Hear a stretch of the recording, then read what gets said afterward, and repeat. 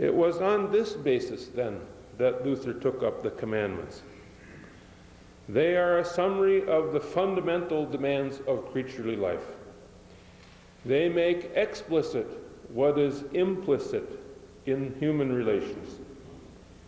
In matters of sexuality, there are 3 commandments that have particular significance. To begin with, in the traditional Catholic number, there is the 4th command, Catholic numbering, there is the 4th commandment, honor your father and your mother. Human life begins in relationship between a woman and a man. I don't want to have to debate that here, huh? It begins in such vulnerability, in such exposure to the forces and powers loose in life, that if life is to thrive, the beginning must take place in a context of honor. It is required by the very givens of creatureliness. If the child is going to live, the child must be tended, cherished, treasured, valued. And if the family is to thrive, the honor must be reciprocal between child and parents, as well as between parents and children. The shape of family life can and does vary, thankfully, but honor is indispensable. Its presence or its absence will play itself out in the life of the child and the larger family. That's the law. That's the way it works. For this reason, sexuality is never merely a private matter. A bumper sticker like "Keep your laws off of my body" may effectively signal defiance. But interestingly enough, it's a sign spoken to the very community that sustained that individual's life. It dismisses the fact then that our communities begin in our beds, and that our communities therefore have a determinative stake in sexual behavior. This is also reflected in the 6th commandment, "You shall not commit adultery." The goal, or the target, so to speak, of the 4th commandment is the family. The 6th commandment addresses the specifics of the relationship between wife and husband. Sexual fidelity is required by the very workings of the marital relationship, and that at 2 levels. The first level involves procreation, which involves responsibility for both the partner and any resulting children. The other level is in the relationship itself. Sexual self-giving is by its very nature irretrievable.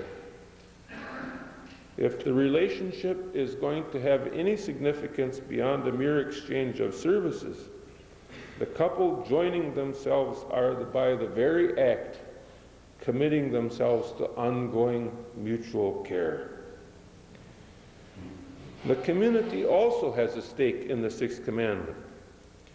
When life becomes a meat market, when women and men find themselves being put upon in a quest for sexual gratification, the trustworthiness of public life begins to break down. So it's very interesting to watch the contradictions here. While our public life has disregarded the 6th commandment, loosened the traditional restraints on adultery, there have also been increasing attempts to regulate the way men and women relate to one another in the workplace and in social life. So you can commit adultery, but A-frame hugs are required in any public place. Huh? Sexuality is never merely private. In the traditional Catholic numbering, the 10th commandment prohibits the coveting of the neighbor's spouse. To be sure, the traditional language is patriarchal and archaic. The wife is listed right in there between the house in the 9th and the servants and the cattle in the rest of the 10th. But there's a reason why the Apostle Paul picks up coveting as his example in Romans 7. For if the language is dated, the reality is immediate and profoundly so, both at a personal and a public level. The problem at a personal level is false hope. The heart fixes on a particular person or object, determined to gain possession. In this fixing, the person desired is abstracted from his or her living relationships and redefined by the desirer. The desired one is no longer somebody's son or somebody's daughter, somebody's wife or somebody's husband, to be known in all the dimensions of his or her life, but as somebody to be obtained and used for a specific purpose. Because the one desired in this way has lost all other human dimensions, the desire can never be finally satisfied. In the Large Catechism, significantly, Luther calls covetousness a dropsy of the soul. The heart literally becomes a lonely hunter, seeking, questing, restlessly longing, always desiring but never able to find satisfaction. Thus, idolatry and covetousness are two sides of the same coin. The one in relation to God, the other in relation to the neighbor. In the end, then, the community becomes the victim of the covetous heart. The givens of personal and public life, the relationships and commitments can never truly be safe.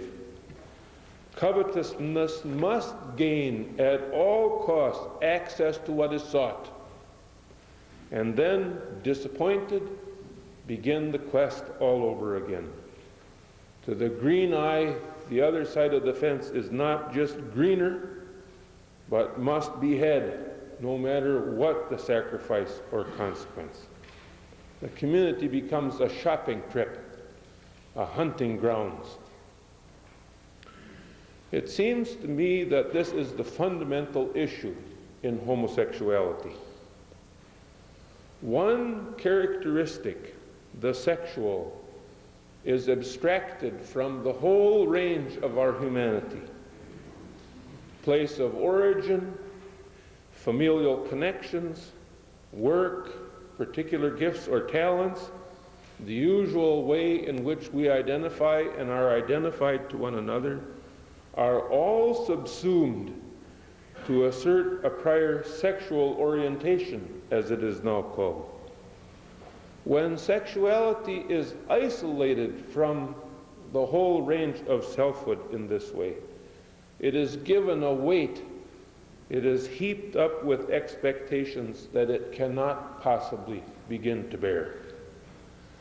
The one desired, the other male or female, cannot carry such a burden either. They literally become sexual objects.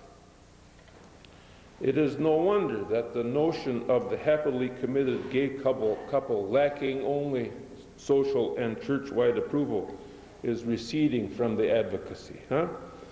Now we are told frankly, and I think honestly, that gay and lesbian sexuality is different, that it requires multiple relationships.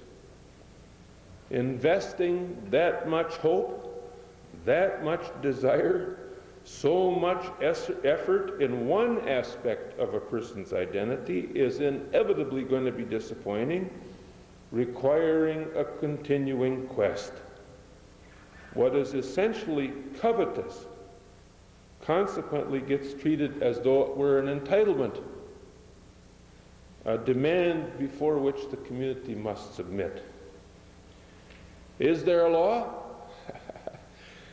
Well, there's certainly not a law that's going to justify. That's Jesus' job.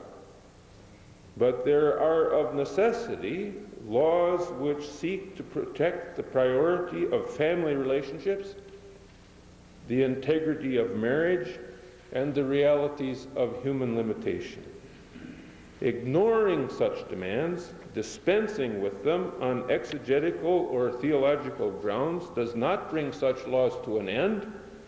Rather, it just drives them underground, where the law classically works itself out in webs of consequence, moving remorselessly to take away the freedom sought.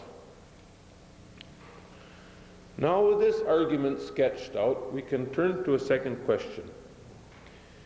Can we move from defense to offense, from accommodation to service, from reaction to witness?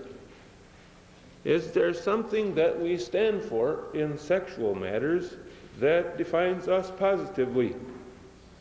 I want to speak of two resources: the Lutheran view of vocation, specifically marriage, and the gospel itself. One of the most fascinating things about the Lutheran Reformation is the way that Luther's work appealed to a newly developing population in the German cities. An appeal that has recently been studied by several scholars, including Brent Moeller in Germany and Stephen Osmond in his book, The Reformation in the Cities. Summarizing and adapting the argument, these newly emerging city citizens had been pushed out of farming communities and into the cities by the newly developing economy of the 16th century.